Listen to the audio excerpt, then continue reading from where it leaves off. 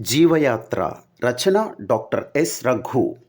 నాలుగు గోడల నిశ్శబ్దాన్ని బద్దలు కొడుతూ భూగోళం తలుపులు తెరవడమే యాత్ర. పాదాలు అరిగిపోతున్న ప్రకృతిలో లీనమైపోవడమే యాత్ర. గిరి శిఖరాలు ఆకాశంతో రహస్యంగా మాట్లాడే ముచ్చట్లు వినడమే యాత్ర. జలపాతాల హోరులో సప్తస్వరాలకు సాధన చేయడమే యాత్ర. విగ్రహాల్లో దాగున్న దివ్యతత్వాన్ని దర్శించడమే యాత్ర. నీవే ఒక వెలుగు దివ్యగా మారి అంతరంగ జ్యోతికి హారతివ్వడమే యాత్ర.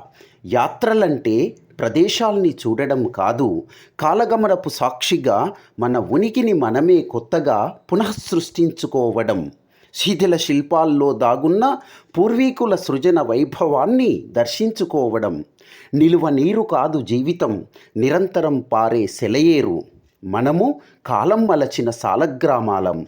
ఈ ప్రయాణంలో ప్రతి మైలురాయి ఒక పాఠం, ప్రతి ప్రదేశం అధ్యయన గ్రంథం.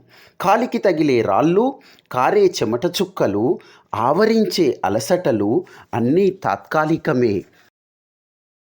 ప్రయాణంలోని పరీక్షలివి. సహనాన్ని, కాలానికి ఎదురు నిలిచే సాహసాన్ని అందిస్తాయి.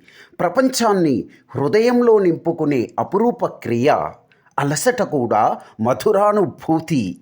ఇంతవరకు మోసిన బరువులు దారిలోనే మాయమైపోతాయి. నవ్యోత్సాహాన్ని నింపుకున్న హృదయం జ్ఞాపకాల చెట్టై నిత్య పరిమళాల పూలను పూయిస్తుంటుంది.